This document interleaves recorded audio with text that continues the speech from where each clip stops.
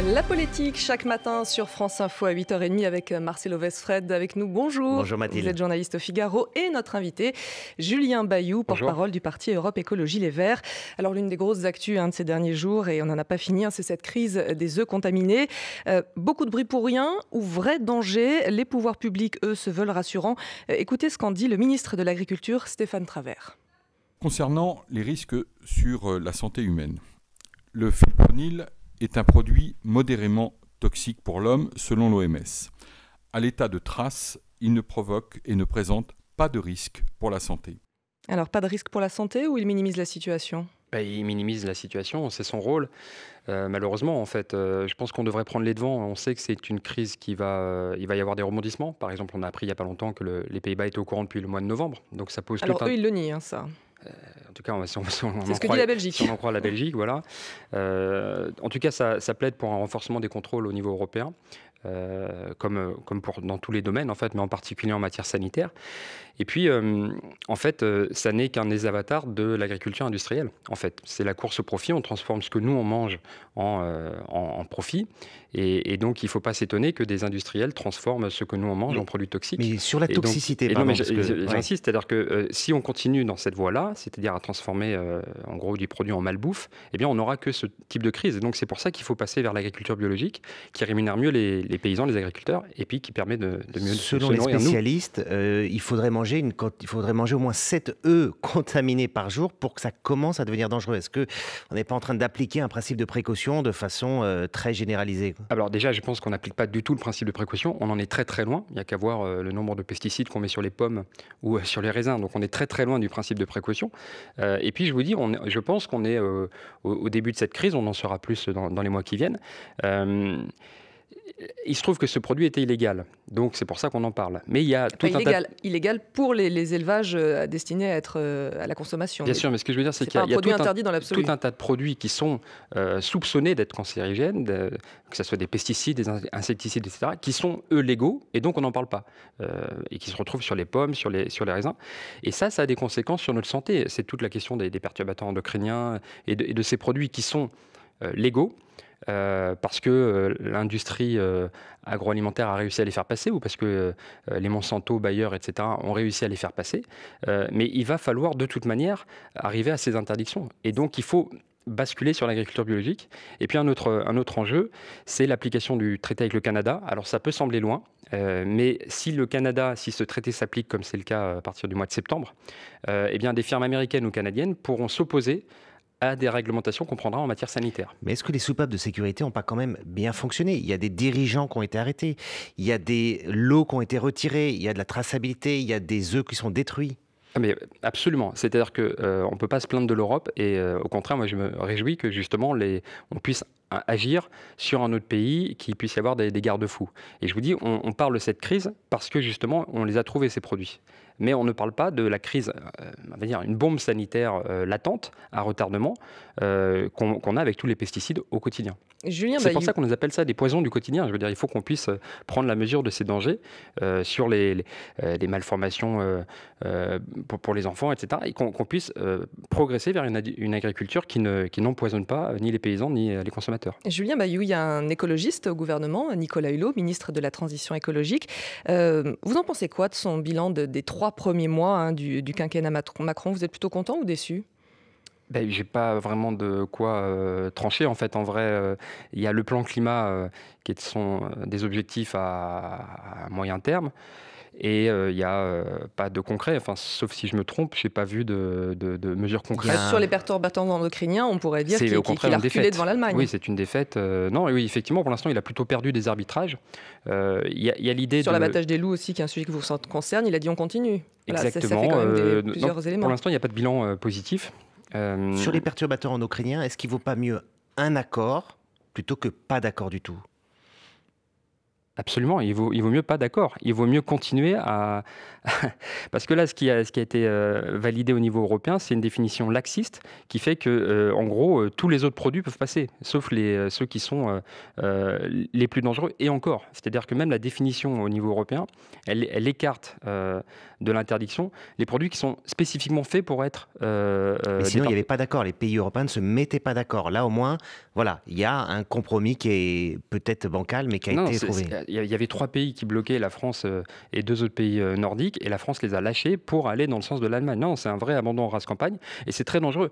Et notamment, Hulot en est parfaitement conscient, parce qu'il a dit plusieurs fois, sur ces sujets, il y a une responsabilité, y compris ma responsabilité personnelle, je crois que je le cite. Il disait, en gros, un peu comme l'amiante ou le sang contaminé, des ministres pourront être mis en cause plus tard. On est vraiment en train de laisser passer, encore une fois, une bombe sanitaire à retardement, un peu comme l'amiante, sauf que là, on parle de tout ce qu'on mange au quotidien. Alors, sur la sécheresse, Nicolas Hulot a proposé avant-hier quelques pistes pour mieux gérer l'eau, par exemple favoriser la réutilisation des eaux usées traitées.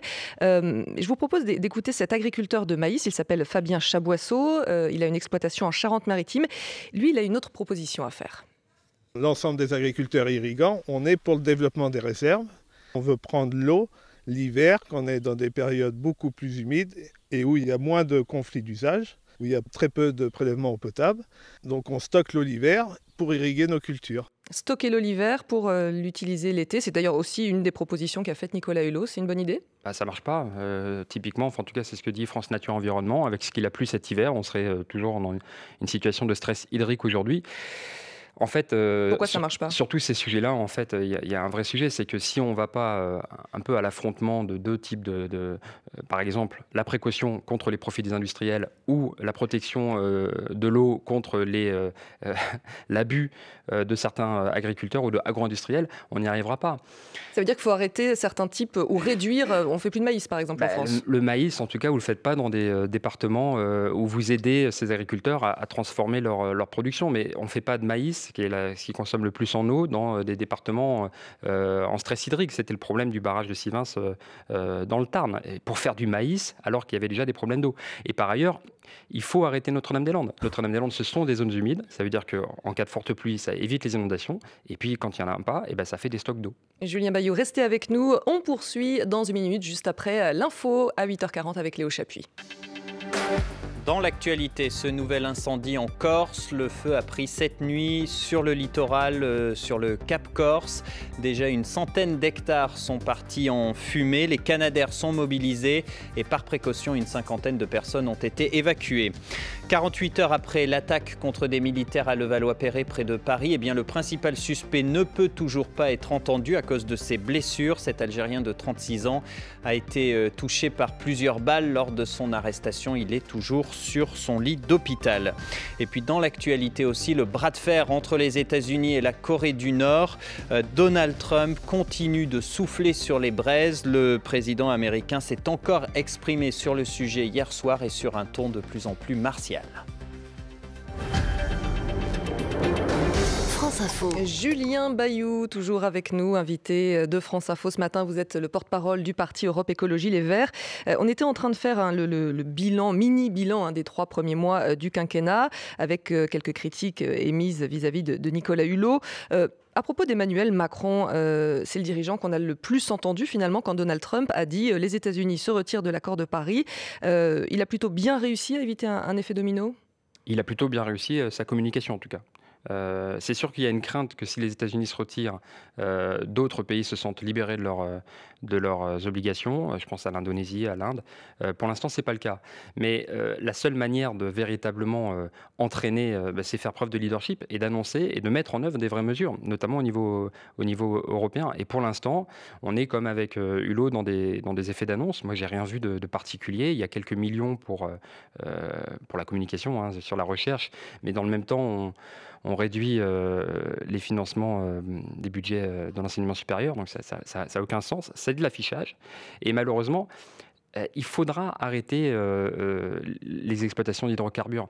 Justement, j'allais en parler. Il y a un projet de loi qui va être présenté à la rentrée pour interdire les nouveaux permis d'exploitation. Là, vous dites bravo, j'imagine. Bien sûr, absolument bravo. Le problème, c'est qu'on vient d'en renouveler, c'est Ségolène Royal qui l'avait fait, on vient d'en renouveler et des très importants donc en Seine-et-Marne et puis dans les terres australes. Là, ce sera interdit, gaz de schiste, charbon, pétrole, tout forage interdit. C'est ça qu'il faut faire, absolument. Il faut absolument le faire. Moi, les écologistes seront là en soutien, mais simplement, je voudrais juste insister, on ne peut pas faire des demi-mesures, en fait. La situation est trop grave. Bon, évidemment, on voit les sécheresses et les incendies, on voit des inondations. La situation est trop grave pour dire, on va faire un peu de ci, un peu de ça. Vous ne pouvez pas avoir, dans le même temps, le soutien aux pesticides et l'agriculture biologique. Et donc, il y a Stéphane Travert, qui est ministre de l'Agriculture, ministre des Pesticides, qui prend systématiquement le dessus sur Nicolas Hulot. À un moment, il faut faire des arbitrages et opposer. Il y a des intérêts opposés, évidemment. Vous dites, quand il y aura de bonnes mesures, les écologistes seront là en soutien. C'est qui les écologistes aujourd'hui? Votre parti a connu une année extrêmement difficile. Il en reste quoi aujourd'hui? Est-ce que vous êtes en train d'y réfléchir? Absolument. L'année a été difficile. En fait, elle est paradoxale. Pour les écologistes ELV, l'année a été difficile. Pour l'écologie en soi, la situation a beaucoup progressé sur des sujets comme les perturbateurs endocriniens, sur le revenu universel, sur la lutte contre les pesticides ou le diesel. Il y a vraiment une prise de conscience générale dans la population, à tel point que même Nicolas Hulot, j'allais dire, même Emmanuel Macron est obligé de faire de la communication dessus. Il n'en est qu'à la communication comme ses prédécesseurs. Et quelles leçons vous tirez, vous? L'écologie a progressé, y compris à gauche, dans la présidentielle. Donc c'est ça le paradoxe, c'est-à-dire que finalement le parti qui portait ses idées est finalement réduit à plus grand-chose aujourd'hui parce que tout le monde a repris ses idées. Et donc oui, il faut une mise à jour du mouvement, on y réfléchit. Ça va être d'ailleurs au cœur de nos journées d'été à Dunkerque fin août. On aura évidemment les plénières un peu classiques. Alors il y aura Benoît Hamon, il y aura Pulvar pour la fondation de Nicolas Hulot, il y aura l'association de 214, enfin il y aura des députés européens, etc. Et puis il y aura un forum permanent dédié à comment est-ce qu'on réinvente, comment est-ce qu'on refonde ce mouvement, ou comment on le transforme en mouvement pour gagner des batailles en dehors des élections. Le transformer en mouvement, c'est-à-dire s'inspirer de ce qu'a fait En Marche, de ce qu'a fait France Insoumise, peut-être moins un parti institutionnel, mais plus un mouvement? Oui, de ce qui fonctionne aussi chez Podemos ou chez Momentum de Corbyn, bien sûr. Il y a toujours besoin d'un outil politique, parce que la France Insoumise ou En Marche, ce sont aussi des partis, bien sûr, mais qui se mettent en mode mouvement pour obtenir aussi des victoires entre deux élections, et puis arriver en meilleure position pour les élections. On a devant nous un an sans élection, justement, pour mener à bien ce travail. Ça va nous mener jusqu'à printemps-été prochain. Et donc, on aura un forum permanent, justement, pour travailler de manière ouverte à que doit être ce mouvement et qu'est-ce qu'on doit travailler avec les gens. Travailler avec qui? Est-ce qu'il reste encore... Il y a eu pas mal de personnes qui sont parties quand même En Marche. Il y a encore des troupes où vous vous dites il va falloir qu'on se rapproche peut-être de Benoît Hamon, peut-être de Jean-Luc Mélenchon? Il y a des discussions, mais moi je crois qu'il y a besoin d'un outil politique. Je pense que ELV a terminé un cycle, et donc maintenant on doit travailler si on parle en termes de développement, on doit une nouvelle application, si vous voulez, pour porter l'écologie. Et il y a besoin complètement de changer le modèle. Vous savez, Macron va vous parler de croissance, alors que cette croissance, elle va ne pas arriver ou produire plus d'inégalités et continuer à détruire la planète. Il y a besoin d'un nouveau modèle. Certains en ont pris conscience, je pense évidemment à Mélenchon ou à Hamon, et il y a besoin maintenant d'en faire une majorité dans les urnes. On a besoin d'un outil pour ça. Pour le moment, vous ne tranchez pas, les deux peuvent vous convenir. L'important, c'est le projet, et il porte l'écologie. Alors, évidemment, beaucoup de divergences sur l'Europe et d'autres situations, mais il y a besoin d'un outil. Cet outil, c'est la suite, la mue d'Europe Écologie Les Verts, et notre responsabilité, c'est de préparer ça. Et donc, on va travailler ça à partir de fin août. Et venez voir aux Journées d'été à Dunkerque, je pense qu'on sera quelques-uns. Je pense qu'il y aura un reporter de France Info aux Journées d'été, bien sûr. En tout cas, d'autres mouvements, par contre, n'organisent carrément pas de Journées d'été. Je pense au Front National ou au Parti Socialiste. Je vous invite à venir, je pense que vous serez surpris par le nombre. C'est qui le leader de l'opposition aujourd'hui? Pour Jean-Luc Mélenchon, qu'on va écouter, c'est lui. Cette session extraordinaire, c'est plutôt la déconfiture et l'enlisement du cortège présidentiel et l'émergence, si vous le permettez, qu'on ait un peu quand même d'orgueil à la fin. Et notre émergence sur cette scène, et à partir de là, c'est nous qui donnons le là, parce que si vous voulez être dans l'opposition, maintenant, il faut faire au moins aussi bien que la France Insoumise. C'est lui qui donne le là? C'est lui le leader de l'opposition, Jean-Luc Mélenchon, aujourd'hui en France? Malheureusement, il faut bien dire que pour l'instant, on subit. Enfin, je pense qu'au contraire, on doit être un peu humble. Il y a une majorité écrasante. Je pense que beaucoup de Français le regrettent d'ailleurs. Quand on discute, il y a eu un vote un peu réflexe à l'Assemblée au premier tour, qui a peut-être un sursaut au second tour, si vous vous souvenez. Ça fait une majorité écrasante pour En Marche. Et puis, on découvre les APL, ces aides au logement qui vont être réduites pour financer des baisses d'impôts pour les plus riches, sur etc. l'opposition, là, on a 17 députés. Pour l'instant, cette et opposition... on les entend très fortement. Est-ce que ce n'est pas la source d'inspiration pour vous ? On doit aussi à Jean-Luc Mélenchon le fait qu'il n'y ait pas plus de députés d'opposition, puisqu'il avait la main sur d'éventuels accords pour avoir plus de communistes, d'écologistes, de hamonistes et de membres de la France Insoumise à l'Assemblée. Il a préféré ne pas le faire. Moi, je pense que malheureusement, on est très peu nombreux et que pour l'instant, Emmanuel Macron déroule. Mais que sur ces questions d'APL, de budget, de loi travail, il va y avoir des rendez-vous à la rentrée et on doit être là, qu'on soit présent à l'Assemblée ou non. Il y a un autre rendez-vous à la rentrée, il y a l'attribution des Jeux Olympiques de 2024. Bon, visiblement, Paris tient la corde, ça devrait être pour la capitale de la France. Des Jeux que Paris a labellisés développement durable. C'est parfait, vous applaudissez ? Oui, c'est ça, c'est du moment qu'il y a vert à la fin du mot, c'est bien. Non, mais vous savez pourquoi est-ce qu'on va les avoir ? C'est parce qu'en fait, plus personne n'en veut. Hambourg s'est retiré de la course, Budapest s'est retiré de la course, Boston, Los Angeles préfère passer son tour. Effectivement, Rome a dit non. À cause de quoi ? À cause du tarif, à cause du coût, à cause du fait que ça plombe les impôts et que ça fait augmenter les loyers. Et puis, évidemment, parce que ça génère... Paris a tort d'avoir présenté finalement sa candidature jusqu'au bout ? Moi, je ne suis pas férocement contre les Jeux Olympiques. Le mouvement olympique. Non, en fait, voilà, je ne suis pas 100% pour et 100% contre. Le mouvement olympique, c'est vraiment une belle idée internationale. Mais simplement, on ne peut pas faire ça à n'importe quel prix. Or, j'ai l'impression que Anne Hidalgo et Emmanuel Macron sont emballés là-dessus parce que ça fait bien sur la photo. Mais jamais on a consulté les Parisiens ou les Franciliens. Moi, je suis membre d'un collectif qui s'appelle Référendum JO 2024. On demande tout simplement qu'on consulte les Parisiennes et les Parisiens, voire au-delà. Ça serait aussi le moyen d'avoir des engagements sur la réutilisation des infrastructures, sur les coûts, sur l'impact environnemental. Juste pour vous reposer cette question, des JO développement durable, c'est possible ? Quand c'est Pepsi ou Coca et Renault et je ne sais pas qui les organise. En fait, aujourd'hui, ces Jeux Olympiques, ils sont organisés pour faire du profit. C'est bien ça le problème. Et les retombées ne seront pas pour le petit restaurateur du coin, elles seront pour les sponsors. Et donc là, on a un vrai dévoiement de l'esprit olympique. Et à la fin, ça retombe sur les populations en termes d'impôts ou d'augmentation des loyers. Et donc, moi, j'aimerais qu'il y ait une consultation, et qu'on puisse prendre des engagements sur les budgets, l'impact environnemental, évidemment, et puis les loyers, parce que ça va encore contribuer à augmenter les loyers. Merci beaucoup, Julien Bayou, porte-parole du parti Europe Écologie Les Verts. Vous étiez l'invité de 8h30 Politique ce matin.